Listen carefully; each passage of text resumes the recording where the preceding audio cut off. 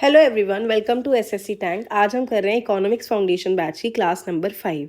इससे पहले already 4 classes हम कवर कर चुके हैं। अगर आपने वो नहीं देखी हैं तो इसकी प्लेलिस्ट हमने एक अलग से बनाई हुई है इकोनॉमिक्स फाउंडेशन बैच के नाम से। इसका लिंक आपको डिस्क्रिप्शन बॉक्स में मिलेगा, आप वहाँ से जाकर देख सकते हो। इससे क्या होगा कि कुछ वर्ड्स ऐसे होते हैं जो वहाँ पर डिस्क्राइब्ड हो चुके हैं, वहाँ पर हमने अच्छे से समझ लिया है उनको, तो वो आगे चलकर यूज़ होंगे तो थोड़ा हेल्पफुल रहता है। ठीक है, सीक्वेंस में रहेंगे तो ज़्यादा बेटर रहेगा।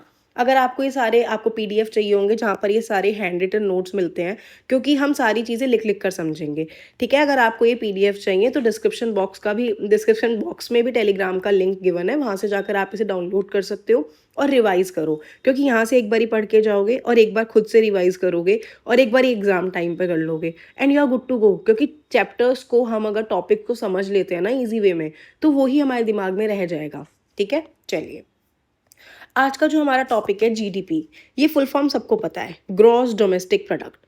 मैं आपसे फुल फॉर्म पूछ ही नहीं रही। अगर मैं आपसे बिठाकर पूछूं कि आप मुझे बता सकते हो जीडीपी क्या है, इसे क्यों इंट्रोड्यूस किया गया है, इसका यूटिलाइजेशन क्या है, आप नहीं बता पाओगे, राइट? क्योंकि 80% बच्चों को ना डर लगता है इस वर्ड से। ऐसा लगता है बहुत बड़ा फिनोमिना है, इसको समझने में तो बहुत टाइम जाएगा और डिफ़िकल्ट सी चीज़ें हैं, न्यूज़पेपर्स में आती हैं, इसलिए मैंने तो इसे साइड रखा हुआ है। तो आज ये आपके सारे डाउट्स हट जाएंगे, क्योंकि मैं आपको इतने ईजी वे में समझाऊंगी एग्जाम्पल्स के साथ कि अगर कोई आपसे पूछे ना रात को 2 बजे उठाकर कि व्हाट इज़ जीडीपी, आप उसे समझा दो कि भाई ये है जीडीपी। ठीक है, बस आपको यहाँ पे अपना अटेंशन रखना है। सबसे पहले अगर कोई भी आपसे पूछता है कि इंडिया कितना रिच है, तो आप ये तो नहीं बता सकते इंडिया इसलिए रिच है क्योंकि इंडिया वर्ल्ड में ना 7th लार्जेस्ट एरिया वाइज है। नहीं, इसलिए तो नहीं होगा इंडिया रिच। अगर कोई आपसे पूछे कि पॉपुलेशन के बेसिस पे, तो आप बोलोगे पॉपुलेशन वाइज हम फर्स्ट नंबर पे हो सकते हैं। अभी रिसेंटली जो सारी चीज़ें हुई हैं उसके बाद में जो पूरे सर्वे वगैरह हैं, तो उसके बाद हम फर्स्ट नंबर पे हैं, हमने सरपास कर दिया चाइना को भी, तो हम इसलिए रिच हैं। नहीं, ये भी नहीं हो सकता।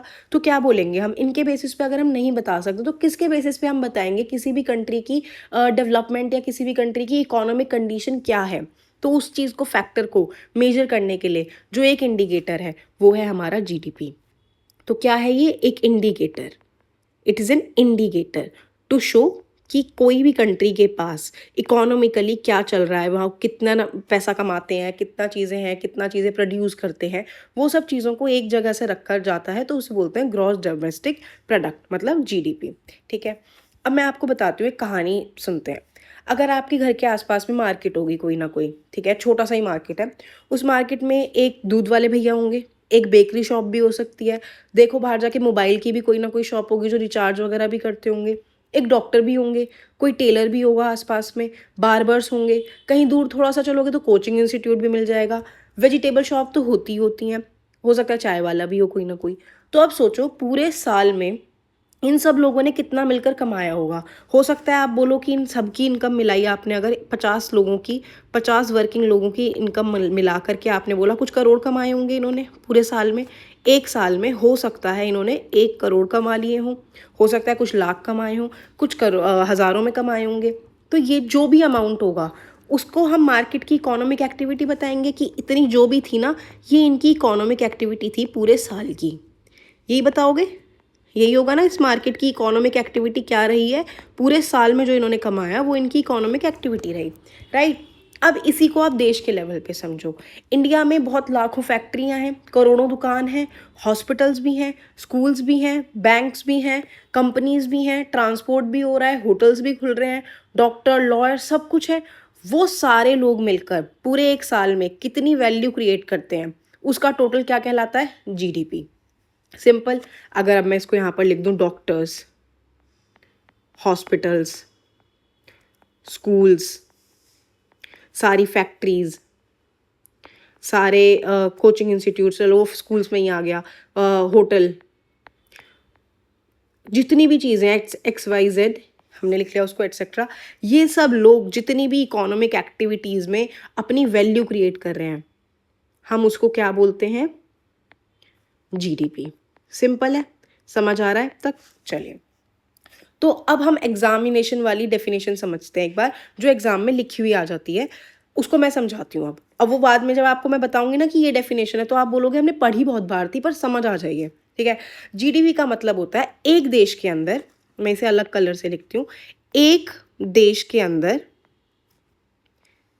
एक साल में एक देश के अंदर एक साल के अंदर जो भी फाइनल गुड्स एंड प्रोडक्ट्स हैं, why am I saying final goods and products, वो मैं आपको बताऊंगी। गुड्स एंड सर्विसेज हैं, वो जितने भी प्रोड्यूस हुए, final goods and services produce होते हैं, उनका total value, total market value, उसे हम बोलते हैं जीडीपी। क्या बोलते हैं उसे हम? जीडीपी। सिंपल है। अब आता है बात, ये समझ आया जीडीपी। अब जीडीपी में 3 वर्ड्स हैं, ग्रॉस डोमेस्टिक प्रोडक्ट। अब इसे समझो। ग्रॉस का मतलब होता है, ग्रॉस का मतलब आपको पता होगा, टोटल। ऐसे बोलते हैं ना, ग्रॉस वैल्यू, ग्रॉस मार्क्स इतने बन रहे हैं, अभी इसमें से नेगेटिव मार्किंग करके देखता हूँ, ये मेरा नेट मार्क्स बनेंगे। जब भी आप अपना पेपर चेक करते होगे, वहाँ पर आप देखते होगे कि अभी यार मेरा ग्रॉस टोटल तो आ रहा है 120 नंबर, लेकिन अभी ना मैंने इसमें से वो नहीं हटाया जो नेगेटिव मार्किंग से कटेगा, तो मेरा जो नेट आया वो आया 89 पॉइंट समथिंग। तो ये जो पूरा टोटल है, जिसमें से अभी हमने कुछ डिडक्ट नहीं किया है, उसे कहते हैं ग्रॉस। मतलब नो डिडक्शन। अरे ज़्यादा ही लाइट कलर हो गया है। मतलब टोटल विदाउट एनी डिडक्शन या नो डिडक्शन। सिंपल। इसमें तो कोई रॉकेट साइंस वाले वर्ड हम यूज नहीं कर रहे हैं अभी। फिर आता है हमारा डोमेस्टिक। डोमेस्टिक क्या होता है? डोमेस्टिक का मतलब होता है कंट्री के अंदर। किसके अंदर? कंट्री। अब आपने कभी ये सुना हो, आपके आसपास में कोई एयर होस्टेस जॉब में हो, या हो सकता है वो पायलट हो, वो बोलेंगे मैं डोमेस्टिक पायलट हूँ, या मैं डोमेस्टिक फ्लाइट्स के लिए ही जाता हूँ। मतलब जो वो चीज़ें जो सिर्फ देश के अंदर होती हैं, कंट्री के अंदर अंदर, कंट्री की जो एक बाउंड्री होती है ना, कंट्री के अंदर, ज्योग्राफिकल बाउंड्री के अंदर अंदर, चाहे फिर अंदर हमारे पास बाहर की कंट्री की कोई वो आ रखी हो कंपनी, या इंडिया की खुद की कंपनी हो, प्रोडक्शन जो हो रही है वो इंडिया की बाउंड्री के अंदर हो रही है, ये हमारी बाउंड्री है। इस तरीके से जो हमारा मैप है, इसके अंदर हमारी जो सारी चीज़ें बन रही है वो इसके अंदर बन रही हैं, तो ये डोमेस्टिक कहलाएगी और ये जीडीपी में काउंट होगी। अब चाहे वो बाहर की कंपनी हो, चाहे वो हमारी खुद की कंपनी हो, चाहे वो एक ही इंसान की सारी कंपनीज हो, कुछ भी हो, वो हो रहा है देश की धरती पे हो रहा है ना हमारी, तो ये डोमेस्टिक कहलाएगा। सिंपल। चलिए, लास्ट वर्ड है हमारा प्रोडक्ट। Gross domestic product. अब प्रोडक्ट वर्ड समझते हैं। क्या प्रोडक्ट वही होते हैं जिन्हें आप टच करके देख सकते हो, या देख बस वो कर सकते हो कि ये वाला प्रोडक्ट है ना, इसे मैं छू के देख सकता हूँ, टीवी या मोबाइल फ़ोन या कोई भी ऐसी चीज़ जो आपके आसपास रखे हो, यही प्रोडक्ट होते हैं क्या? नहीं ना। ये प्रोडक्ट, ये सिर्फ यही प्रोडक्ट है? नहीं। प्रोडक्ट वो भी होते हैं कुछ सर्विसेज, जैसे टीचर आपको पढ़ा रहा है, या कोई आप डॉक्टर के पास ट्रीटमेंट लेने जा रहे हो, वो कुछ बना के थोड़ी दे रहे हैं आपको, वो सिर्फ गुड्स नहीं दे रहे, वो आपको एक ट्रीटमेंट दे रहे हैं, वो एक सर्विस होती है। राइट। टीचर की जो कोचिंग है वो एक आपके लिए सर्विस है। बैंक की सर्विस है, बैंक नोट थोड़ी छापता है, वो तो अलग कंपनीज का काम होता है ना, मिंट का काम है, या जो भी बैंकिंग की कॉरपोरेशन है उनका काम है वो। लेकिन वो सिर्फ बैंक जो है वो पैसे का आना जाना इधर उधर करवा रहे हैं, एक नंबर में, मैं कोई गलत वर्ड यहाँ यूज़ नहीं कर रही हूँ, तो वो चीज़ करा रहे हैं, तो उसको एक सर्विस बोला जाता है। तो प्रोडक्ट के अंदर दोनों चीज़ आती हैं, गुड्स भी आते हैं प्लस सर्विसेज। ठीक है, ये याद रखना है आपको। तो जीडीपी के अंदर सारी चीज़ें आएंगी। अब कैब वाले भैया, आप कैब बुक करो, आप कैब बुक करोगे तो क्या वो आपको घर आकर गाड़ी दे जाते हैं? उन्होंने गाड़ी बना दी आपके कैब बुक करने से? नहीं, वो कैब लेकर आया, आपको एक सर्विस प्रोवाइड करी कि वो आपके ड्रॉप लोकेशन पर आपको छोड़ के आएंगे। राइट। तो ये भी एक सर्विस है जिसे हम प्रोडक्ट के नाम में ही ऐड करते हैं। ठीक है। और डोमेस्टिक को थोड़ा सा समझाने के लिए ना मैं आपको एक एग्जाम्पल दूंगी अब, क्योंकि ना ये डोमेस्टिक वर्ड बहुत कंफ्यूज कर देता है। आप सोच के देखो, ये डोमेस्टिक वर्ड के लिए यहाँ स्टार लगा रही हूँ मैं, यहाँ समझो। डोमेस्टिक के लिए एक चीज़ समझो, सैमसंग एक साउथ कोरिया की कंपनी है, उसकी फैक्ट्री नोएडा में भी है। राइट। प्रोडक्शन इंडिया में हुआ तो वो जीडीपी के अंदर काउंट होगा। क्यों? क्योंकि प्रोडक्शन इंडिया के अंदर हो रहा है, कंपनी चाहे किसी की भी हो, इससे फ़र्क नहीं पड़ा, तो वो हमारी इंडिया की जीडीपी में काउंट होगा। उसी तरीके से टाटा ने नेपाल में एक फैक्ट्री लगाई है अपनी। ठीक है। टाटा इंडियन कंपनी है, नेपाल अपना थोड़ी है, नेपाल बाहर की कंट्री है, वहाँ पर लगाया, तो क्या अब वो जीडीपी में काउंट होगा इंडिया की जीडीपी में? नहीं, नेपाल की जीडीपी में काउंट होगा। क्यों? क्योंकि प्रोडक्शन नेपाल के अंदर हो रहा है। इसलिए याद रखना है हमें, जीडीपी कंपनी को नहीं काउंट करती, लोकेशन को काउंट करती है। तो मैं यहाँ पर लिख देती हूँ एग्जाम्पल के तौर पर, जब कंपनी मैटर नहीं करती, कंपनी मैटर नहीं करती, लोकेशन मैटर करती है। अब कंपनी चाहे किसी की भी हो, लोकेशन को देखेगा ना जीडीपी काउंट करते हुए, तो देखते हैं। ठीक है, सिंपल। अब चाहे कंपनी बाहर देश की हो तो भी काम चल जाएगा, लोकेशन इंडिया के अंदर अंदर की होनी चाहिए, हमारी धरती माँ पे ही बननी चाहिए वो। ठीक है, भारत माता की धरती पे बन रहा है तो वो मेरी उसमें काउंट होएगा। ठीक है, सिंपल, समझ आया। अब हम इसको जो एक्चुअल वर्ड्स वाली है उसे देख लेते हैं। अब तीनों वर्ड्स को जोड़कर इंडिया के अंदर एक साल के अंदर प्रोड्यूस हुए हुए फाइनल गुड्स और सर्विसेज की टोटल मार्केट वैल्यू को क्या कहते हैं? जीडीपी। यहाँ से देखते हैं, टोटल इंडिया के अंदर, इंडिया के अंदर, राइट, डोमेस्टिक से निकल के आया, एक साल के अंदर, एक साल में produced final goods and services. Final क्यों लगा रही हूँ मैं, आगे आपको नेक्स्ट स्लाइड में समझ आएगा ये बार बार मैं फाइनल क्यों बोल रही हूँ। फाइनल गुड्स एंड सर्विसेज की total market value, total market value, इसे हम क्या बोलते हैं? जीडीपी। ठीक है, अब एक छोटी सी स्टोरी सुनो, ये अब यहाँ तक का समझ आ गया होगा, बस इससे समराइज हो जाएगा। ठीक है, एक गांव है और उस गांव में ना फार्मर ने वीट उगाया, गेहूं उगाया। चलो इसे हम यहाँ लिख लेते हैं, इसको मैं थोड़ा ऊपर कर देती हूँ। थोड़ा लिख लिख के करते हैं ना तो दिमाग में चीज़ें रह जाती हैं, इसलिए I will also suggest you जब भी पढ़ने बैठो ना अपने पास एक नोटबुक रखा करो। ठीक है, अगर एक गांव है और उस यहाँ पे इस गांव के अंदर 50 लोग हैं। ठीक है, 50 लोग नहीं, सॉरी, एक गांव है, उसमें एक आदमी ने, एक फार्मर ने वीट उगाया, फार्मर ने वीट उगाया और 20,000 रुपये का। ठीक है, उसने वीट उगाया, उसे बेचा, उसको पड़े 20,000 का। बेकरी में गया, फिर सामान, बेकरी में सामान गया, उसने वो पूरा कमाया, बेड वेड बनाई, उसने बना ली 50,000 रुपये। डॉक्टर ने पेशेंट को ट्रीट करा वहाँ पे, उसकी इनकम बन गई अच्छी खासी, सपोजिडली 60,000 रुपये। ठीक है, डॉक्टर की इनकम आ गई है। ठीक है, एक टेलर है, वो पूरी सारी चीज़ें करके दे रहा है डेली वेली बेसिस पे, उसके 15,000 का काम हुआ। ठीक है, उसके बाद में कोई वहाँ पर एक टीचर है, वो टीचिंग कर रहे हैं, स्कूल में भी जा रहे हैं, फिर ट्यूशन्स पढ़ा रहे हैं, तो उनकी टीचिंग से उनको अच्छा खासा 40,000 के अराउंड ही इज़ अर्निंग, ही और शी इज़ अर्निंग। ठीक है, अब ये टोटल वैल्यू मान लो जो भी आई है, ये आया समझ, जो भी है टोटल यहाँ पर निकल के आ जाएगा हमारा टोटल वैल्यू। ये टोटल वैल्यू इस गांव की जीडीपी हुई, सिंपल। अब आपको समझ आया होगा ना, इस वाली लोकेशन के अंदर हो सकता है जो हमारे डॉक्टर साहब हैं, या हो सकता है जो हमारे टेलर हैं वो कहीं बाहर से आए हों, लेकिन है कहाँ पर वो अभी? इस गांव के अंदर, इस विलेज में। तो इस विलेज की जीडीपी में इन सब की वैल्यू काउंट हो रही है। आ गया समझ? आई hope this example was clear और आपको समझ आया होगा। ठीक है, क्योंकि ये वाला एक ऐसी चीज़ है जो हमारे दिमाग में ना चीज़ें रह नहीं पाती हैं कि जीडीपी में क्या काउंट होता है, क्या काउंट नहीं होता है। अब जीडीपी क्यों ज़रूरी है वो सुन लो, इतना ज़्यादा ये ऐसा कुछ है नहीं कि लिखना पड़ेगा, बस समझ लो। जीडीपी इसलिए ज़रूरी होती है, गवर्नमेंट जीडीपी क्यों निकालती है? आपने सुना होगा जीडीपी का नंबर्स आए हैं, 3 महीने बाद ऐसा होता है कि इन्फ्लेशन देख रहे हैं, क्यों हो रहा है ये सब? गवर्नमेंट इसलिए चेक करती है जीडीपी को, नंबर 1, इकोनॉमी बढ़ रही है या नहीं, ऐसा तो नहीं है रोकथाम हो गया, रिसेशन तो नहीं आ गया, इन्फ्लेशन ज़्यादा तो नहीं बढ़ गया, पिछले साल से हमने ज़्यादा कमाया, ज़्यादा प्रोडक्शन कर पा रहे हैं या कम प्रोडक्शन कर रहे हैं, लोग कितना खरीदना चाह रहे हैं, कितना नहीं खरीदना चाह रहे। ठीक है, इन दोनों चीज़ तो समझ आई आपको। गवर्नमेंट चेक करती है एक तो इकोनॉमी, राइट, इकोनॉमी में क्या चल रहा है, इकोनॉमी हमारी ग्रो कर रही है या नहीं कर रही है। दूसरी चीज़ हम चेक करते हैं प्रोडक्शन बढ़ रहा है या घट रहा है, लोग अब खरीदना चाह रहे हैं चीज़ों को या नहीं खरीदना चाह रहे हैं, राइट। और तीसरी चीज़ डेवलपमेंट, हम चेक करते हैं कि अब हमारा देश डेवलप हो रहा है या नहीं।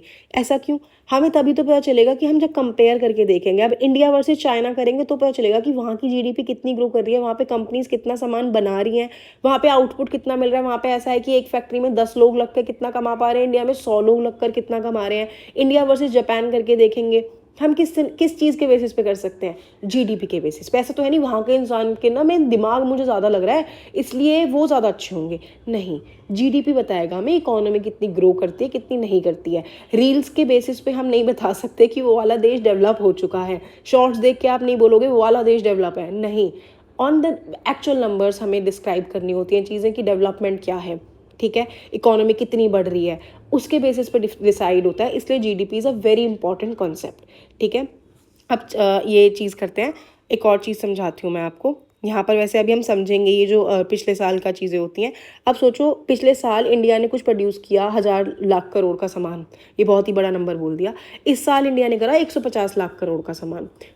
अब अगर मैं पिछले साल मेजर ही ना करती, या इस मैं नहीं मतलब गवर्नमेंट मेजर ही ना करते वो, और नंबर्स ही ना आते हमारे पास, हमें पता ही नहीं चलता कि अगले साल जो लोग कमा रहे हैं इनकम बढ़ी है या इनकम घटी है, लोगों की चॉइसेस घटी है या बढ़ी है, प्रोडक्शन बढ़ा है या घटा है, उसके बेसिस पे पता चल पाया ना। सिमिलरली अगर आपके पास एक ऐसे हो जिसने सोचा आप बिस्किट्स बनाकर बेचोगे, आपने पहला दिन बिस्किट बेचे बना करके घर से, आपकी इनकम हुई 150 रुपये, ठीक है। नेक्स्ट डे आपकी इनकम हुई 180 रुपये। आपने लिखा ना कि मेरा 150 और 180, मुझे 30 रुपये का प्रॉफिट हुआ है क्योंकि मेरी प्रोडक्शन भी इतनी बड़ी है, मेरे को 4 बिस्किट और एक्स्ट्रा बेचे मैंने अगले दिन, क्योंकि लोगों की डिमांड बढ़ी और लोग खरीदने भी आए। किसके बेसिस पे कर पाए कंपैरिजन, दोनों दिन के बेसिस पे कंपेयर कर पाए ना, तो आपको समझ आया कि आपका इनकम बढ़ रहा है, तो आपको लगेगा इसी बेसिस पे देश के लिए इकोनॉमी ग्रो हुई है, प्रोडक्शन बढ़ी है, इसी को बोला जाता है जीडीपी ग्रोथ हुई है। अब हम देखते हैं उस वर्ड को जिस पे हम बार बार फोकस कर रहे थे, final goods and services. Final, ये वर्ड फाइनल क्यों आ रहा है बार बार? क्योंकि ये सबसे बड़ा मिस्टेक हो जाता है हमसे, जब एग्जाम में कोई ऐसी डेफिनेशन लिखी हो जिसमें लिखा हो ऑल गुड्स एंड सर्विसेज, गलत हो जाएगा। तो इतना ज़्यादा इंपॉर्टेंट क्यों है? ऐसा तो नहीं है कि इकोनॉमिस्ट का मन था कुछ फैंसी सा वर्ड लगा देते हैं आगे फाइनल, नहीं, इसके पीछे कुछ लॉजिक है, और वो इतना रॉकेट साइंस लॉजिक नहीं है, आपको अभी समझ आ जाएगा। तो मैं आपको छोटे से एग्जाम्पल के थ्रू समझाती हूँ, फिर हम पहुँचेंगे अपने इस पर final goods and intermediate goods के पास, ठीक है। सबसे पहले इमेजिन करो, इमेजिन क्या करो, हो सकता है आपने अभी बिस्किट खाया हो, नहीं खाया है तो आप सोच लो अभी कि आपको खाना है इस क्लास के बाद। ये बिस्किट का पैकेट है, इस बिस्किट का पैकेट कोई भी है, ब्रिटानिया ले लो, ठीक है। अभी डायरेक्ट तो ज़मीन पे नहीं उगा होगा, ये तो हमें पता है कि ऐसा तो नहीं है ज़मीन पे बिस्किट उग रहे हैं कहीं पे, नहीं। तो सबसे पहले फार्मर ने वीट बोया होगा, गेहूं का, राइट, गेहूं के बिस्किट बनते हैं गेहूं के आटे से, तो उसने फार्मर ने वीट बोया, ठीक है। फिर फार्मर ने वीट बोने के बाद उसका मिल में चला गया, उसने बेच दिया, तो वहाँ से वो मिल में गया, मिल में जा करके फ्लावर बना, आटा बन गया है उसका, पिस चुका है वो। फ्लावर बनने के बाद अब ये गया बेकरी वाले के पास, उसने आटा खरीदा, उसने बेकरी में जाकर आटा मांडा, मांडने के बाद उसमें घी वी मिलाकर उसने कुकी का डो तैयार किया और बिस्किट तैयार कर दिए। उसने इतने बिस्किट तैयार कर दिया, अब होलसेल में वो बिक गए। अब वो होलसेलर के पास चले गए, होलसेलर ने उनकी पैकिंग करी अपने हिसाब से और उनको ले जाकर शॉप्स पर बेच दिया। अब शॉप से आप खरीदो, मॉल वाले खरीदें, या जिसको खरीदना है वो खरीद सकता है। तो अब मैं आपसे पूछूं अगर कि कैन यू प्लीज़ एक्सप्लेन, मुझे जीडीपी में क्या काउंट करना है? ये नंबर 1 वाले प्रोसेस पे काउंट कर लूँ आटा गेहूँ, या दूसरे नंबर पे आटा काउंट कर लूँ, तीसरे नंबर पे जो बेकरी की मेहनत है वो काउंट कर लूँ, चौथे नंबर पे होलसेलर के चीज़ें काउंट करूँ, या पाँचवें नंबर पे शॉप्स का पैसा काउंट करूँ? कौन सी चीज़ यहाँ पर काउंट होगी? अगर आप बोल रहे हो सारे काउंट होंगे, यही प्रॉब्लम हो जाती है, क्योंकि ये तो डबल काउंटिंग हो गई। यहाँ पे अगर सपोज करो ये इनका आटा 20 रुपये का पड़ रहा था, गेहूँ, मैं बार बार आटा बोल देती हूँ, फिर यहाँ पर अब ये 20 रुपये का पड़ा, अब ये पड़ा इसको फ्लावर बनने में 40 रुपये का हो गया। ये बेकरी के पास पहुंचा, इसने अपनी लागत वागत लगा के इसको 60 का बताया। ये यहाँ पर आते आते होलसेलर ने इसकी पैकेजिंग करके इसको 70 का कर दिया। शॉप से पहुंचने का इसने अपना प्रॉफिट लगाया और ये 80 का हो गया। अब अगर कस्टमर खरीदेगा तो वो कस्टमर के लिए क्या प्राइस है? कस्टमर के लिए क्या प्राइस होगा? 50 रुपये, 80 रुपये, मैं लिख 80 रही हूँ, बोल 50 रही हूँ, दिमाग चल गया शायद। तो कस्टमर के पास कितने का पहुँच रहा है? 80 रुपये का।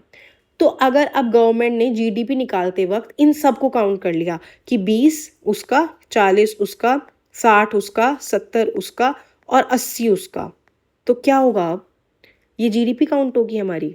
ये तो गलत हो गई, ये जीडीपी थोड़ी निकल पाई है, ये तो डबल काउंटिंग हो रही है ना। ये तो यहाँ पे भी काउंट हो गया, यहाँ पे भी काउंट हो गया, यहाँ पे भी, यहाँ इतनी बार एक ही चीज़ की चीज़ें काउंट होती चली जा रही हैं, ये जीडीपी थोड़ी निकल रही है। और यहीं से हमारा कॉन्सेप्ट निकल के आता है डबल काउंटिंग। क्या निकल के आया? Double counting. ये बार बार रिपीट होकर एक ही चीज़ का पैसा लगे जा रहा है, इसे बोलते हैं हम डबल काउंटिंग। एक ही चीज़ की वैल्यू को बार बार काउंट कर लेना, ये जीडीपी बिल्कुल अलाउ नहीं करता। क्यों नहीं अलाउ करता? क्योंकि वीट की वैल्यू ऑलरेडी फ्लावर में आ गई, 40 रुपये में से 20 रुपये उसी के थे। फिर फ्लावर की वैल्यू यहाँ 60 रुपये जब गया है, तो उसने अपनी तरफ से 20 रुपये की चीज़ ही तो लगाई है, उसने तो सिर्फ 20 रुपये ऐड करे ना, 40 तो आटे के थे, 70 इसने कैसे लगा दी? 60 रुपये तो ऑलरेडी पीछे से कवर होते आ गए, इसके तो 10 ही लगे थे ना बस। अगर हम देखें, इन्होंने 20 रुपये का चीज़ दी, इसने अपने +20 करे हैं, राइट। इन्होंने अपने प्लस यहाँ से इन्होंने 40 का लिया, इन्होंने अपना प्लस 20 करा है, इन्होंने यहाँ पे सिर्फ 10 रुपये जोड़े हैं, इन्होंने भी यहाँ पर अपने 10 रुपये जोड़े हैं। ये होती है कि इसको बार बार जो चीज़ें सेम ही काउंट हुए जा रही हैं, इन्हें बोला जाता है डबल काउंटिंग ऑफ प्रोडक्ट्स। इसीलिए इसको बोला जाता है कि ये जीडीपी में बिल्कुल अलाउड नहीं होती। This is not at all allowed. Double counting समझ आ गया? ठीक है, अब आपको समझ आ जाएगी फिर फाइनल गुड्स और इंटरमीडिएट गुड्स का डिफरेंस।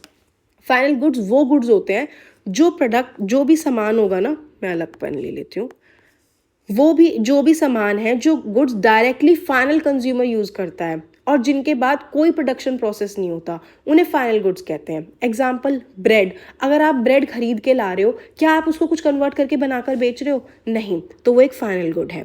तो अब मैं आपको लिख के बता देती हूँ, जो भी गुड्स हैं, गुड्स डांस कर गया, जो भी गुड्स होते हैं वो डायरेक्टली फाइनल कंज्यूमर क्या होता है अभी बताऊंगी मैं आपको। फाइनल कंज्यूमर यूज करता है। आज ये सब डांस करने के मूड में है, I don't know why. Final consumer use करता है और जिनके बाद no production further, no production process further, उसके बाद अब कोई प्रोडक्शन प्रोसेस नहीं हो रहा, उसे फाइनल गुड्स कहते हैं। एग्जाम्पल क्या होगा आप खुद बताओ। आपका मोबाइल फ़ोन है, आपका पास एक मोबाइल फ़ोन है, वो हो सकता है। उसी तरीके से आपने अगर अपनी कार ली हुई है अपने डेली कम्यूट करने के लिए, एक जगह से दूसरी जगह जाने के लिए, आपने शूज़ लिए हुए हैं अपने लिए, अपने पहनने के लिए लिए है ना आपने ऐसे थोक में लेके आ गए हो कि भाई मैंने 100 जोड़ी जूते खरीद लिए हैं, रोज़ एक एक पहनूंगा, तो वो अपने लिए ही खरीद रहे हो आप, राइट। ये सारी चीज़ें क्या हैं? आपके पर्सनल यूज़ के लिए। इसे बोला जाता है फाइनल गुड्स। आपने चेयर खरीदी हैं, राइट।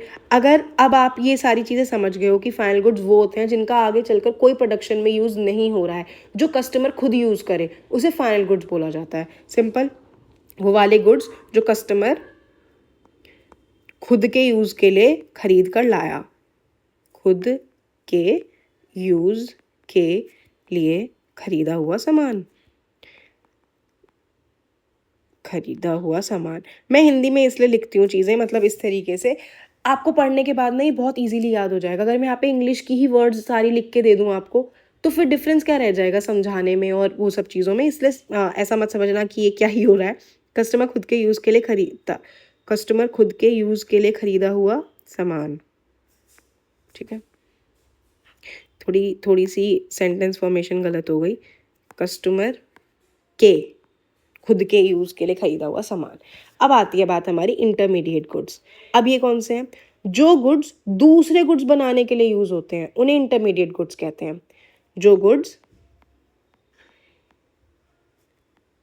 दूसरे गुड्स बनाने के लिए यूज़ हो रहे हैं, मतलब बीच का काम कर रहे हैं ये। पता नहीं आज गुड्स लिखते ही डांस क्यों हो जाता है। दूसरे गुड्स बनाने के लिए यूज़ करते हैं। जैसे आपने देखा होगा, आप अगर चीनी खरीद के लाओगे, आप चाय में डालने के लिए खरीदोगे, अपने घर में कुछ मीठा बनाने के लिए खरीदोगे। कई कंपनीज या फैक्ट्रीज जाकर चीनी खरीद के लाएंगी, क्यों? क्योंकि उन्हें कोई सिरप बनाना है, तो वो उनके लिए चीनी क्या हुई? फाइनल प्रोडक्ट थोड़ी हुआ, वो उनके लिए इंटरमीडिएट प्रोडक्ट हुआ। समझ आ रहा है? जैसे अब आप समझो, आपने जो चीनी खरीदी थी वो आपने अपने पर्पस के लिए खरीदी, राइट। आपने कोई शुगर खरीदा, आप अपने लिए खरीद के लाओगे अक्सर।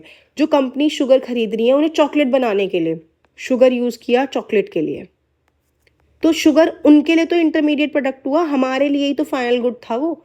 सिमिलरली शुगर के अलावा मिल्क, आप मिल्क खरीद के लाओगे, आप दिन में 10 लीटर मिल्क भी ले आओगे, तो आप किस लिए लाओगे? चाय बनाने के लिए, जैसे दिन भर चाय पीनी है आपको कुछ मीठा बनाना है घर के कंज्यूम करने के लिए, राइट। लेकिन कोई कंपनी खरीद के लेके जा रही है आइसक्रीम फैक्ट्री में, उसे आइसक्रीम बनानी है, तो मिल्क उनके लिए क्या बन गया? इंटरमीडिएट। उसी तरीके से ये सारी चीज़ें, अब मैं और एग्जांपल दे देती हूँ। एक आटा ही ले लो, आप कितना खरीद लाओगे? आप खरीद के लाओगे अपनी फैमिली के लिए मुश्किल से 10-15 किलो, चलो 50 किलो भी लग गया, आपकी जॉइंट फैमिली है, आप 50 किलो घर के लिए ला रहे हो ना। कोई कंपनी है या फैक्ट्री है खरीद रही है आटा, किस लिए? उसे कुकीज़ बनानी है, बिस्किट बनाने हैं, राइट। हो सकता है उसने मैदा खरीदा हो क्योंकि उसे पिज़्ज़ा का डो बनाना है या पिज़्ज़ा की जो वो मिलता है बेस बनाकर बेचना है, तो उनके लिए क्या है, वो इंटरमीडिएट प्रोडक्ट बन गया वो उनके लिए, क्योंकि उन्हें वहाँ से कुछ और उनका मतलब निकालना है। हमारे लिए जो हम कंज्यूम करने के लिए खरीद रहे हैं वो हमारा फाइनल गुड बन गया, राइट। उसी तरीके से अगर सोचो, आपने फ्रिज खरीदा,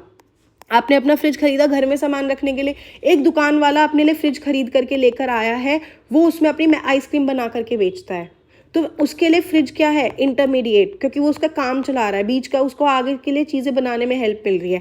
आपके लिए वो फ्रिज फाइनल प्रोडक्ट है। समझ आया डिफरेंस क्या है यहाँ पर, और ये हम क्यों डिस्कस कर रहे हैं, क्योंकि ये बहुत इंपॉर्टेंट कॉन्सेप्ट होता है, एग्जाम में पूछी जाती है ये फाइनल प्रोडक्ट है या इंटरमीडिएट गुड्स है, या मैं इनके PYQs भी आपको कराऊंगी, ठीक है, सिंपल। अब मैं आपसे एक और छोटी सी चीज़ पूछती हूँ। एक टेलर कपड़ा सिल रहा है, कपड़ा उसके लिए उसने किस पर्पज़ के लिए लिया है, इंटरमीडिएट गुड की तरह लिया है, क्योंकि वो उसमें से सामान बनाएगा और बेचेगा। अगर आप वही कपड़ा मार्केट से खरीद कर लेकर आओगे तो वो आपके लिए फाइनल गुड है। सेम ही चीज़ खरीदी गई, लेकिन सिचुएशन बदल गई और वहीं से हमारी डेफिनेशन बदल जाती है, ठीक है। गुड्स खुद फाइनल या इंटरमीडिएट नहीं होते, उनका यूज़ किस पर्पज़ के लिए हो रहा है वो उन्हें डिसाइड करता है कि वो फाइनल गुड है या इंटरमीडिएट गुड है, ठीक है। मम्मी ने घर में सब्जी बनाने के लिए पनीर मंगाया, तो मम्मी के लिए फाइनल गुड है, ठीक है। अगर वही कंपनी ने पनीर मंगवाया है भर भर के या जितना भी मंगवाया है, उसे चीज़ केक बनाकर बेचना है, तो उनके लिए वो इंटरमीडिएट गुड है।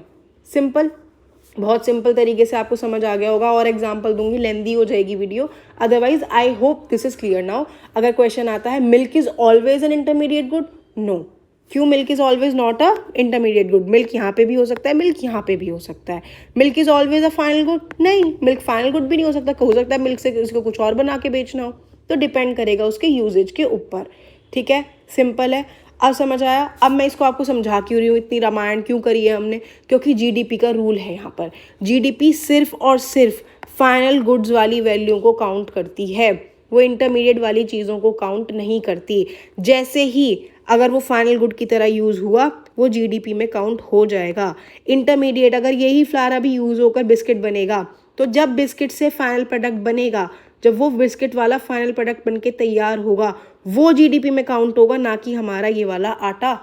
आया समझ? इसलिए GDP की डेफिनेशन में बार बार लिखा होता है फाइनल गुड्स एंड सर्विसेज, ताकि डबल काउंटिंग ना हो, ताकि नंबर्स को ऊपर नीचे करके ना दिखाया जाए, ठीक है।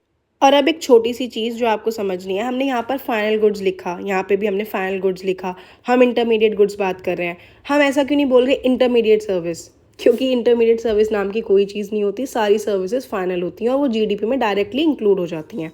तो मैं यहाँ पे लिख देती हूँ सर्विसेज। अब आप खुद सोचो, बैंक की सर्विस है, उसने लोन प्रोवाइड कर दिया, लोन वापस आ रहा है, इसमें कोई इंटरमीडिएट सर्विस है नहीं, वो जाकर वो किसी भी तरीके से यूटिलाइज कर रहा है, हो तो इकोनॉमी में यूज़ रहा है ना वो पैसा, तो services are always final, right. अब मैं आपको पढ़ाऊँ या मैं कोचिंग दे रही हूँ, ये फाइनल टीचिंग दे रही हूँ ना मैं आपको, ऐसा तो नहीं है इंटरमीडिएट वाली चीज़ हो रही है। डॉक्टर का ट्रीटमेंट हो, हेयर कट है, वो एक सर्विस है, ऐसा थोड़ी है वो आधे बाल कट करके कुछ और यूटिलाइजेशन होगा, ऐसा नहीं होता है, ठीक है। Services are always final in nature and they are included in GDP as it is, simple. Final goods direct consumer use करता है, इंटरमीडिएट गुड्स दूसरे गुड्स बनाने के लिए यूज़ होता है। सेम प्रोडक्ट फाइनल भी हो सकता है, इंटरमीडिएट भी हो सकता है, डिसीजन या उसके यूजेज पर डिपेंड करता है। GDP में डबल काउंटिंग अवॉइड करने के लिए हम फाइनल गुड्स की वैल्यू को ही काउंट करते हैं, इंटरमीडिएट की वैल्यू को काउंट नहीं करते। सिंपल, समझ आया। ये थोड़ा डिफ़िकल्ट सा टॉपिक हो जाता है, मैंने कोशिश करी है कि मैं समझा पाऊँ अच्छे से, और एक बार आप दोबारा रीड करोगे तो हो जाएगा। अब आती है बात मेजरिंग GDP। GDP को मेजर करने के लिए 3 तरीके बनाए गए हैं। 3 कौन कौन से हैं मैं आपको बताऊंगी, एक एक करके एक हम उन्हें अच्छे से डिस्कस करेंगे, ताकि कोई भी कन्फ्यूजन ना रहे और आपके दिमाग में चीज़ें क्लियर हो जाए। पहला आता है हमारा प्रोडक्ट मेथड। प्रोडक्ट मेथड आपको वर्ड से समझ आ रहा होगा कि प्रोडक्ट्स की वैल्यू काउंट करके। दूसरा आता है हमारा इनकम मेथड, और तीसरा है हमारा एक्सपेंडिचर मेथड। ये अलग अलग मेथड क्यों हैं? क्योंकि हमें ऐसा लगता है, हमें नहीं, इकोनॉमिस्ट के दिमाग में है कि कभी कभी चीज़ों को डबल काउंटिंग अवॉइड करने के लिए, first thing. Number second thing, अलग अलग मेजरमेंट के तरीके होंगे तो हमें एक्चुअल वैल्यू का ज़्यादा पता चल पाएगा, राइट, कि कितने कहाँ पर किस तरीके का एक्सपेंडिचर हो रहा है, कहाँ पर कितने तरीके की इनकम आ रही है। GDP का आंसर लगभग सेम ही आ जाता है, ठीक है। चलो, सबसे पहला मेथड है हमारा प्रोडक्ट मेथड। प्रोडक्ट मेथड क्या होता है, जिसे आउटपुट मेथड भी बोलते हैं। आउटपुट मेथड मतलब कोई भी चीज़ में अगर आप इनपुट डालते हो, आपने 100 रुपये डाले हैं और आपकी इनकम 200 रुपये हो रही है, तो ये आपका इनकम, ये इनपुट है और ये आपका आउटपुट है, राइट। आउटपुट में ही से ही आपको पता चला कि आपने कुछ चीज़ बनाकर बेची थी या जो भी इस तरीके से आपने काम किया है, 200 रुपये आया आपके हाथ में, आउटपुट आया। आपने इसमें से 100 निकाल दिया जो आपका वो था, तो आपके हाथ में 100 रुपये बच रहे हैं, ठीक है। तो ये आपका प्रोडक्ट मेथड हुआ, यही से बोलते हैं आउटपुट मेथड। सिंपल है, इसे बोला जाएगा आउटपुट मेथड, ठीक है। इसका दूसरा नाम भी है। इस मेथड में देखा जाता है एक साल के अंदर कितने फाइनल गुड्स और सर्विसेज प्रोड्यूस हुए, उनका मार्केट वैल्यू ऐड की जाती है, बस ये होता है हमारा प्रोडक्ट मेथड। एग्जाम्पल से समझो।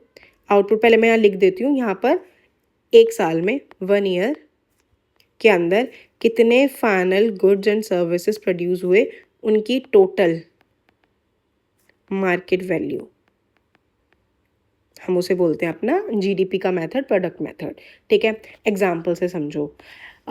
एक गांव में एक साल में क्या क्या प्रोड्यूस हुआ, एक गांव के तरीके से समझते हैं। ये एक गांव है, मैं बार बार जो ये गांव और इन चीज़ों के एग्जाम्पल लेती हूँ, पहली चीज़ ये मेरे साथ फेमिलियर रहती हैं चीज़ें, first thing. Number second thing, ये हमारे दिमाग में समझ आ जाता है कि हम गांव की बात कर रहे हैं ना, और उसी गांव के बेस पे हम पूरे नेशन को समझ पाते हैं, ठीक है।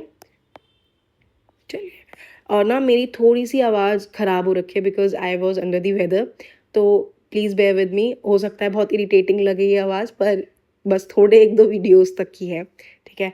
चलिए, इस गांव के अंदर वीट बना, वीट की मतलब गेहूँ उगाया और पूरी प्रोडक्शन आई, उससे कमाए गए 2 लाख रुपए, ठीक है।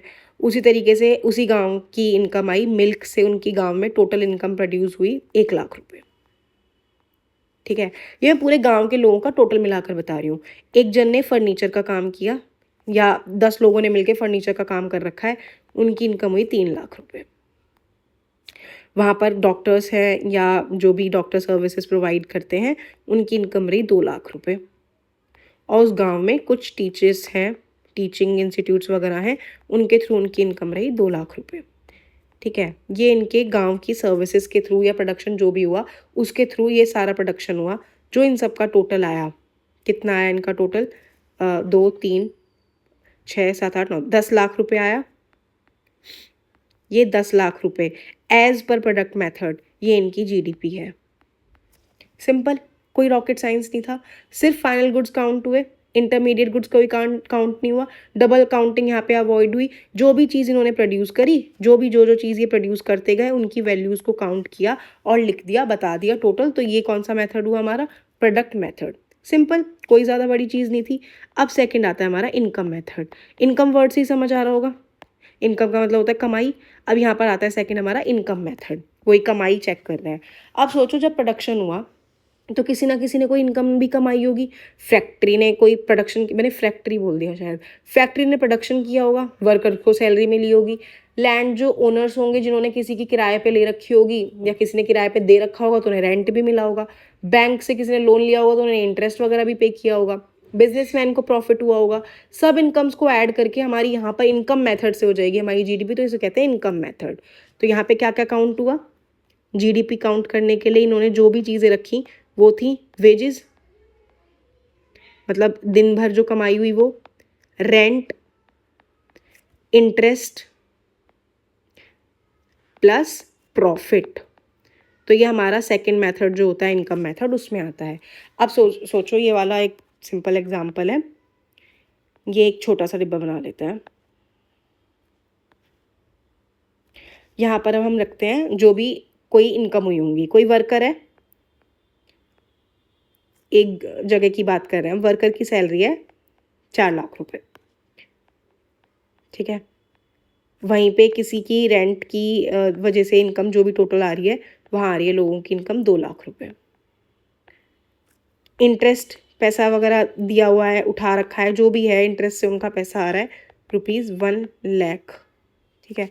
किसी को किसी ना किसी काम में प्रॉफिट हुआ, काम चल रहे हैं लोगों के, उनको प्रॉफिट हुआ 3 लाख का। तो टोटल यहाँ पर जो भी आया, क्या आएगा यहाँ पे टोटल? 4, 5, 6, 7, 8, 9, 10, यहाँ पे भी 10 लाख। तो ये क्या हुई यहाँ की जीडीपी, ठीक है। अगर अब हमने देखा कि इनकी जो टोटल आई है जीडीपी निकल के आ गई 10 लाख रुपए। क्या क्या चेक किया हमने इनकम मेथड में कि वर्कर्स ने वहाँ पर रहकर कितना कमाया, रेंट से कितना कमाया गया, इंटरेस्ट कितना कमाया गया, प्रॉफिट कितना कमाया गया। अब आप खुद सोचो इसमें कोई ऐसा मेजर है जो रह गया होगा?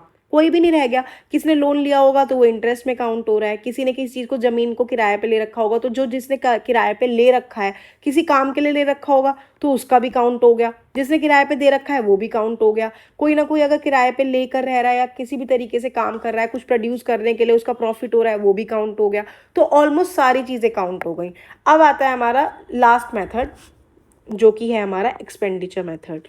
एक्सपेंडिचर मेथड सबसे ज़्यादा इंपॉर्टेंट है। क्यों? क्योंकि ये बताता है इकोनॉमी में टोटल खर्चा कितना हुआ है।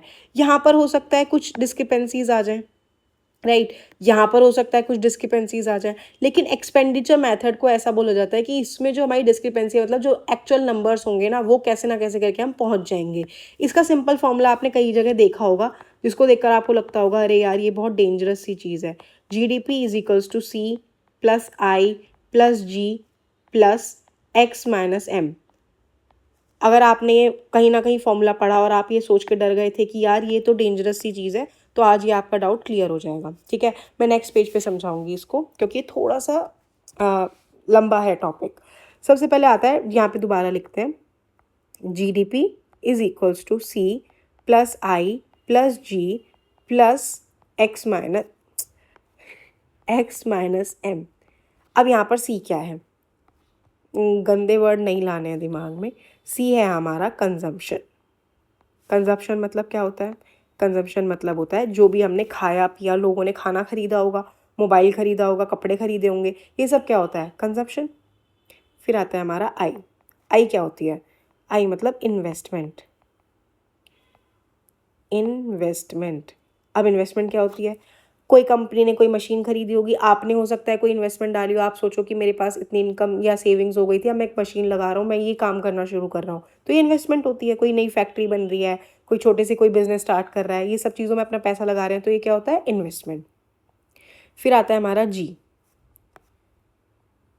जी का मतलब होता है गवर्नमेंट एक्सपेंडिचर, गवर्नमेंट का खर्चा।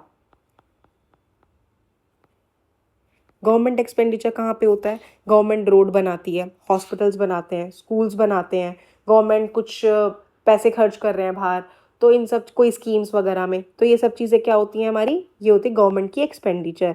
ये भी कहाँ काउंट होती है? जीडीपी में ही काउंट होगी ना, देश का ही तो पैसा है वो और देश में ही खर्च हो रहा है। फिर आता है हमारे चीज़ एक्स और एम। एक्स मतलब होता है एक्सपोर्ट्स। अब एक्सपोर्ट्स क्या होते हैं और इम्पोर्ट्स क्या होते हैं? एम होता है हमारा, मैं यहाँ दोनों को ही लिख देती हूँ, एम से हमारा मतलब होता है इम्पोर्ट्स। एक्सपोर्ट्स और इम्पोर्ट्स में क्या डिफरेंस होता है? एक्सपोर्ट्स का मतलब होता है इंडिया ने दूसरे कंट्रीज़ को गुड्स बेचे, गुड्स या सर्विसेज बेचे, हमने सामान बाहर बेचा, तो उसे कहते हैं एक्सपोर्ट। अगर इंडिया ने दूसरी कंट्रीज से सामान खरीदा, ये इम्पोर्ट होता है, मतलब माइनस करना पड़ता है। ऐसा क्यों कर रहे हैं अब हम माइनस, वो भी मैं समझाती हूँ आपको। क्या होता है जब हम अपने देश से सामान बाहर बेचते हैं हम उसे प्लस कर रहे हैं, क्योंकि हमने जब सामान बेचा तो उसमें हमने अपने रुपये में बेचा, पहली चीज़ तो ये हो जाती है। हमने अपने हिसाब से बेचा, उससे हमारे देश की इकोनॉमी डेवलप होती है। ये बहुत लेंदी प्रोसेस हो जाएगा अगर मैं आपको पूरा समझाऊं, पर हाँ, हम एक्सपोर्ट्स को प्लस इसलिए करते हैं क्योंकि हम चाहते हैं एक्सपोर्ट बढ़े। कोई भी देश तब ज़्यादा डेवलप करता है वो जब अपना सामान बाहर बेच रहा होता है। अगर हम अभी भी बाहर की चीज़ों पर डिपेंड करते हैं, इम्पोर्ट्स पर डिपेंड करते हैं, तो देश की इकोनॉमी कहीं ना कहीं बिगड़ती हो कि हमें एक तो यूएसडी वगैरह में पे करना पड़ता है, हम ज़्यादा अमाउंट में सामान खरीदते हैं, टैरिफ्स लगते हैं उन चीज़ों पर, तो इसलिए एक्सपोर्ट्स को हम कोशिश करते हैं हमारे एक्सपोर्ट ज़्यादा हों और इंपोर्ट का नंबर हमारा कम हो, ताकि रुपये की डेप्रिसिएशन एप्रिसिएशन पर भी इससे असर पड़ता है। ये बहुत लेंदी प्रोसेस हो जाएगा। I will just let you know कि एक्सपोर्ट्स अगर जितना बढ़ेगा, जितना एक्सपोर्ट्स हमारे इंक्रीज होंगे, उतना देश की इकोनॉमी के लिए फ़ायदा होता है, इकोनॉमी बूस्ट होती है। ठीक है, ये याद रखना बस, इसलिए उसे प्लस में किया जाता है और हम चाहते हैं हमारे इंपोर्ट्स घटे, हम बाहर के देशों पे निर्भर ना होएं। ठीक है, अब हम इसको पूरी स्टेटमेंट को समझते हैं। सपोज करो कोई इंसान है या किसी ने कंजप्शन करी 500 रुपये की, कुछ खरीदा, मैंने आज 500 रुपये का सामान खरीद लिया, पिज़्ज़ा खरीद लिया, मैंने कोई ना कोई चीज़ में इन्वेस्टमेंट डाल दी 200 रुपये की।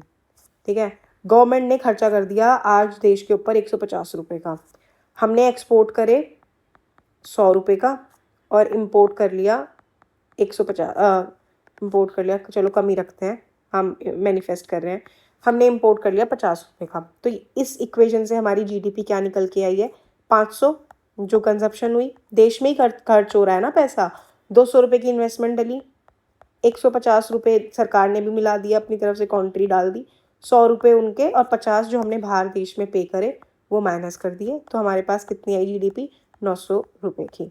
ये एग्जाम्पल है, ऐसे कोई हाइपोथेटिकल एग्जाम्पल है, इसको दिल पे नहीं लेना है, इसलिए फॉर्मूला अब हमें याद रखना है, GDP is equals to C+I+G/M। ठीक है, इसको याद करने का तरीका, GDP is equals to CIG plus X में से मन हटाओ, वाओ ये मैंने अभी बना दिया, पर CIG प्लस X में से मन हटाओ M। ठीक है, बहुत सिंपल था, ज़्यादा कोई दिमाग में आपको लोड रखनी नहीं है, आप इसे एक बार और रीड करोगे अच्छे से हो जाएगा। मैं एक बार क्विकली रिवाइज करा देती हूँ। प्रोडक्ट मेथड मतलब प्रोडक्शन देखना है हमें कि कितना हुआ, आउटकम कितने निकल के आ रहे हैं। इनकम मेथड में ये देखना है कि लोग कितना कमा रहे हैं, लोगों की जेब में कितना पैसा आ रहा है। हो सकता है वो पूरा उसे खर्च ना करें, हो सकता है वो रुक जाए, तो इकोनॉमी में इतना कॉन्ट्री नहीं कर पाता ना, इसलिए हमने देखना शुरू किया एक्सपेंडिचर मेथड। एक्सपेंडिचर में हम देखते हैं हमने इंसान कितना खरीद रहा है, मतलब लोकल नॉर्मल ह्यूमन बींग्स कितना ले रहे हैं, इन्वेस्टमेंट्स कितनी डल रही हैं फैक्ट्रीज़ के लिए, सरकार कितना डाल रही है, बाहर से कितने लोग आ रहे हैं, सामान बाहर हमारा सामान कितना बेचा जा रहा है और कितना सामान बाहर से अंदर आ रहा है। सिंपल, आ गया समझ। अब आते हैं वो वाले टॉपिक पे जो कि जीडीपी का ही एक छोटा सा पार्ट है, बेस ईयर। अब बेस ईयर क्या होती है, एक प्रॉब्लम आती है जब हम कोई प्राइस देखते हैं किसी ना किसी चीज़ में। आपने देखा होगा कि शैम्पू की बॉटल हो गई या कोई भी चीज़ हो गई कि उस पर कुछ ना कुछ चेंजेस आते रहते हैं हर साल। तो क्या हम इसके वजह से बोल सकते हैं कि अगर वो पिछले साल 100 रुपये का था, सेम बॉटल खरीदी आपने, सेम एक शैम्पू की बॉटल खरीदी, लास्ट ईयर आपने 100 रुपये की खरीदी, नेक्स्ट ईयर आपने वो 120 की खरीदी, same bottle, same amount of shampoo था उसके अंदर, तो क्या अब आप बोलोगे जीडीपी बढ़ गई? भाई इंडिया की तो इकोनॉमी ग्रो कर गई है, नहीं। तो ये हमें कैसे पता चला कि एक्चुअल में इकोनॉमी ग्रो किया है, डिमांड इंक्रीज हुआ है या प्रोडक्शन बढ़ा है या सिर्फ और सिर्फ प्राइजेस बढ़ रहे हैं? इस प्रॉब्लम को सॉल्व करने के लिए बेस्ट चीज़ होती है बेस ईयर। ठीक है, बेस ईयर का मतलब होता है एक ऐसा ईयर को रेफरेंस ईयर मान लो। रेफरेंस ईयर, जैसे आप अपने आप को मानते होगे ना, यार मेरा वो ईयर बेस्ट था, तो वो आपने अपने आप को वहाँ से कंपेयर किया हुआ है, तो वो आपका रेफरेंस ईयर है। सिमिलरली जीडीपी काउंट करने के लिए एक ईयर को हम स्टैंडर्ड मान लेते हैं कि इस ईयर के जो प्राइजेज हैं ना, वो हमारे लिए स्टैंडर्ड प्राइजेज हैं। आगे जो भी कंपैरिजंस होंगे वो इस स्टैंडर्ड बेसिस पर होंगे, स्टैंडर्ड बेसिस या स्टैंडर्ड प्राइजेस। ठीक है, तो इसे क्या बोला जाता है इस चक्कर में, बेंचमार्क ईयर। इसे हम अपना बेंचमार्क मान चुके हैं कि इस तरीके से आगे का काम होगा या इस तरीके से ऐसा काम होना चाहिए, तो इसे हम बेंचमार्क ईयर मान लेते हैं एज पर इकोनॉमी। ठीक है, अब बेस ईयर है क्या वो समझो। अब सोच के चलो कि 2022 में 100 मोबाइल फ़ोन बने, 100 मोबाइल फ़ोन बने और एक की वैल्यू थी, एक की वैल्यू बता रही हूँ मैं, 10,000 रुपये। ठीक है, तो टोटल वैल्यू कितनी हो गई, 10,000 इंटू 100। ये उस टाइम पे 2022 में ये जीडीपी वैल्यू निकल के आई हमारी, तो ये निकल के आ गई टोटल 10 लाख। सिंपल। ठीक है, अब 2023 में सेम काम हुआ, 2023 में भी 100 मोबाइल ही बने, लेकिन अब एक की वैल्यू 12,000 हो गई। बने कितने, 100 ही बने, तो अब मेरे पास पूरी जीडीपी में क्या नंबर काउंट होगा हमारा, 12 लाख रुपए। तो क्या अब इससे आपको क्या समझ आ रहा है, प्रोडक्शन तो सेम ही रहा, प्राइस ही तो बढ़ गई है। इसी कंफ्यूजन को दूर करने के लिए गवर्नमेंट एक बेस ईयर को फिक्स करती है और उसी साल के प्राइस से कंपेयर करती है कि प्रोडक्शन नहीं बढ़ रहा, सिर्फ प्राइस बढ़ रहे हैं, या प्रोडक्शन भी इंक्रीज हो रही है, प्राइस की क्या वैल्यू जा रही है। तो इन चीज़ों को मेजर करते रहने के लिए प्रोडक्शन प्लस प्राइजेज, इन दोनों की नंबर्स पे चेक रखने के लिए हम एक बेस ईयर को अपना रेफरेंस ईयर मान लेते हैं। सिंपल, ज़्यादा कोई बड़ी चीज़ नहीं है, लेकिन अब समझ आएगा आपको ये मैं क्यों डिस्कस कर रही हूँ आपके साथ। तो यहाँ से अब आपको एक और चीज़ बता देती हूँ, करंट अफेयर अपडेट, कि जीडीपी का ईयर बोल रही हूँ, बेस ईयर जो है, आपने हमेशा सुना होगा बेस ईयर 2011-12, 11-12, 2026 में ये फाइनली डिसाइड हुआ कि अब हमारा बेस ईयर चेंज होकर कितना हो गया, 2022-23। क्यों हुआ होगा, खुद सोचो, खुद इतना दिमाग लगाते हैं। क्या इस टाइम पे एआई था? क्या यहाँ पर स्मार्ट वॉचेस इतनी खरीदी जाती थी? क्या इस टाइम पर इतने मोबाइल फ़ोन्स यूज़ होते थे? क्या इस टाइम पर लोग स्मार्ट वॉचेस में या वो रेगुलेटर्स जो होते हैं आप पहन के घूमते हैं वो खरीदते थे? नहीं, ये इंक्लूड हुए हैं। दूसरी चीज़, इस टाइम के बाद एक बीच में एक चीज़ आई थी, कोरोना, कोविड, राइट? उसके बाद बहुत सी चीज़ें चेंज हुई हैं, बिज़नेस का तरीका चेंज हुआ है, एंटरप्रेन्योरशिप बढ़ा है, तो उस चक्कर में रिवीजन बहुत ज़्यादा नीडेड था। इसलिए अब 2022-23 हमारा न्यू रेफरेंस ईयर बन चुका है, जो हम क्या बोलते हैं, बेस ईयर। आया समझ? ये याद रखना है, एग्जाम में पूछा जा सकता है एज इट इज़। ठीक है, अब आती है बात nominal GDP versus real GDP. अब नॉमिनल जीडीपी क्या होती है? नॉमिनल जीडीपी का मतलब होता है जो हमारा करंट ईयर है, करंट ईयर, हमारी करंट ईयर में जो जीडीपी आई, ठीक है, जो करंट ईयर में हमारी जीडीपी है वो आई, उसे हम बोलते हैं नॉमिनल। इसका मतलब nominal GDP is equals to current year prices, अभी हमने पिछले उसमें देखा था ये वाला, ये जो लिखा हुआ है करंट ईयर प्राइजेस, यही है यहाँ पे, current year prices into current year quantity. ठीक है, सेम साल की क्वांटिटी, सेम साल का नंबर यूज कर लिया। तो फिर रियल जीडीपी क्या होता है?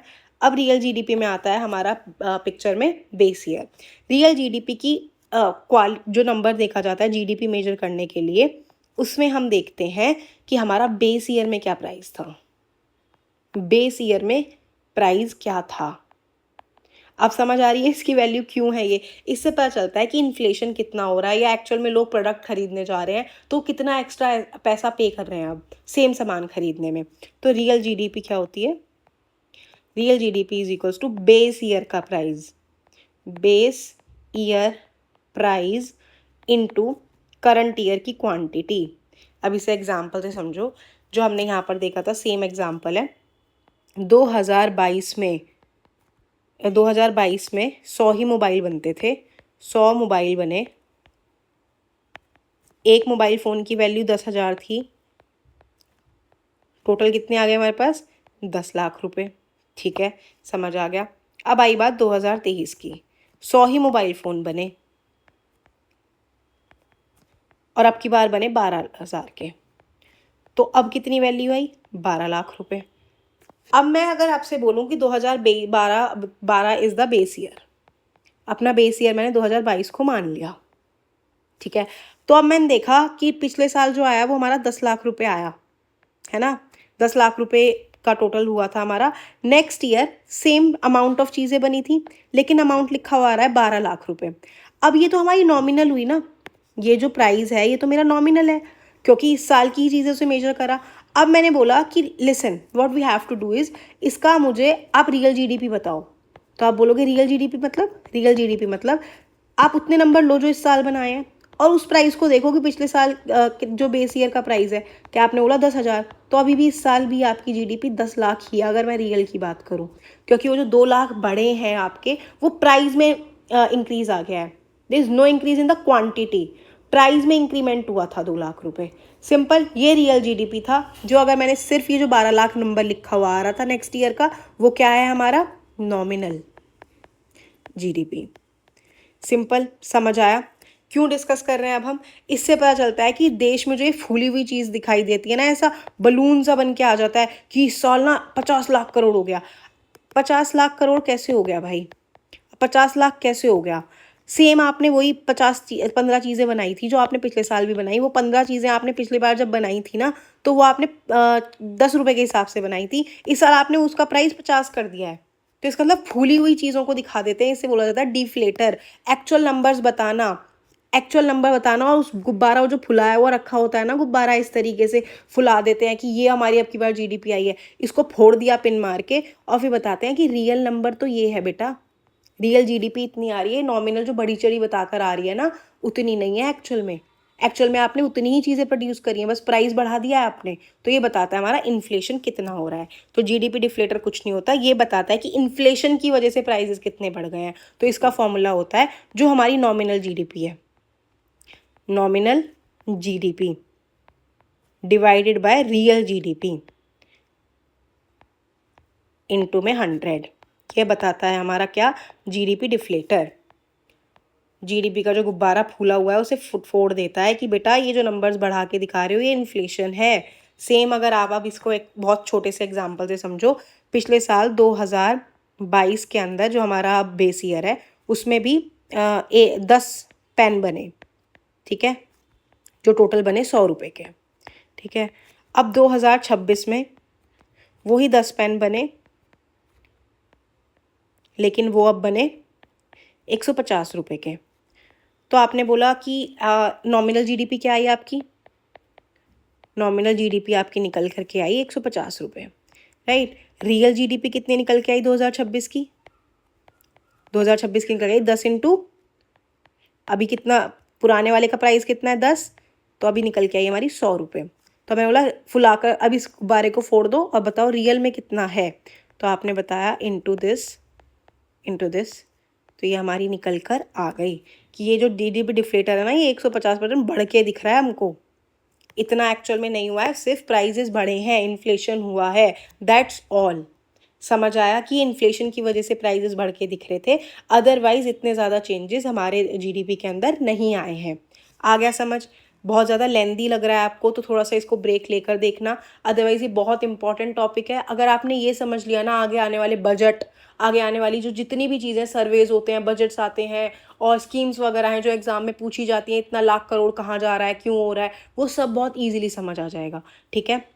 तो हम देखते हैं हमने क्या क्या पढ़ा है पूरे चैप्टर में। सबसे पहले हमने देखा था जीडीपी क्या होती है, ग्रॉस डोमेस्टिक प्रोडक्ट क्या होते हैं, डोमेस्टिक के अंदर हमारा देश की जो पूरी बाउंड्री है वो आती है, ग्रॉस मतलब टोटल जिसमें से कुछ ना घटाया ना बढ़ाया, प्रोडक्ट में दो चीज़ें आती हैं, गुड्स एंड सर्विसेज, और मैं यहाँ क्या गड़बड़ कर रही हूँ, फाइनल लिखे बिना बता रही हूँ। फिर हमने देखा था फाइनल गुड्स क्या होते हैं, जो कंज्यूमर खुद यूज़ करने के लिए खरीद रहा है। इंटरमीडिएट गुड्स होते हैं जिनका अभी बीच तरीके से यूज़ हो रहा है, इन्हें आगे चलकर अब कुछ और फाइनल गुड्स इनसे बनाए जाएंगे। जैसे कि शुगर आपने ली तो क्या बनी आपके लिए, चीनी का काम किया जिससे आप अपने लिए चाय में डाल के पी सकते हो, लेकिन किसी फैक्ट्री वाले ने खरीदा तो क्या बना सकता है, हो सकता है वो उसकी टॉफ़ी या मिठाई बनाकर बेचे। डबल काउंटिंग होती है, अगर कोई भी चीज़ को दो बार काउंट कर लिया, अगर जैसे 20 रुपये का आपने आटा, फिर आपने आगे चल के उसे ब्रेड बना करके 40 बेचा, तो आप ये टोटल काउंट करके 60 बोल दो तो ये गड़बड़ हो जाएगी। एक्चुअल में आपने कितना इनपुट लगाया, सिर्फ 20 रुपये इनपुट लगाया, ठीक है। बेस ईयर वो होता है जिसको हम अपना एक रेफरेंस ईयर मान के चलते हैं। हम ये देखते हैं कि उस टाइम के हिसाब से हम चेक करते हैं कि अब इस साल एक्चुअल में प्रोडक्शन कितनी इंक्रीज़ हुई है, प्रोडक्शन के नंबर्स कितने बढ़े हैं, इसको चेक करने को हम बोलते हैं अपना बेस ईयर। फिर आता है nominal GDP versus real GDP, क्योंकि हमें ये देखना पड़ता है कि प्रोडक्शन बढ़ी है या प्राइजेज इंक्रीज हो रहे हैं या किस तरीके से हमारे जो जीडीपी के नंबर्स हैं वो आ रहे हैं, उनका एक्चुअल देखने के लिए नॉमिनल जीडीपी होती है वो जो हर साल उसी साल की सेम ईयर का प्राइस इनटू सेम ईयर की क्वांटिटी, राइट। लेकिन रियल होती है हमारी सेम ईयर की मतलब बेस ईयर का price into quantity of year, quantity उस ईयर की जिस भी ईयर का आपको चेक करना है। डिफ्लेटर होता है उस गुब्बारे को फोड़ देना कि ये दिखाने के लिए कि इन्फ्लेशन कितना हुआ था, एक्चुअल में वो नंबर कितने बढ़े हैं कितने नहीं, उसको हम बोलते हैं जीडीपी इन डिफ्लेटर, जिसका फॉर्मूला होता है नॉमिनल जीडीपी अपॉन में real GDP. That's all for the day. I hope you have like the video, और वॉइस के साथ टॉलरेट करने के लिए थैंक यू सो मच। अगर आपको ये पूरा पीडीएफ चाहिए तो इस टेलीग्राम चैनल से आपको मिल जाएगा, इसका लिंक आपको डिस्क्रिप्शन बॉक्स में मिलेगा। जल्दी हम अपना इको ख़त्म कर लेंगे इकोनॉमिक्स, क्योंकि एक ऐसा टॉपिक है जिससे हम बहुत ज़्यादा डर जाते हैं। I hope I am doing justice to the topics और आपको समझ आ रही हैं चीज़ें। And if there is any doubt तो आप कमेंट सेक्शन में डायरेक्ट पूछ सकते हो। आई विल ट्राई कि मैं उन चीज़ों को एड्रेस करूँ, और कुछ गलतियाँ हो जाती हैं तो मुझे बता दिया करो, ठीक है। थैंक यू सो मच, जल्दी ही मिलेंगे। All the very best, see you soon.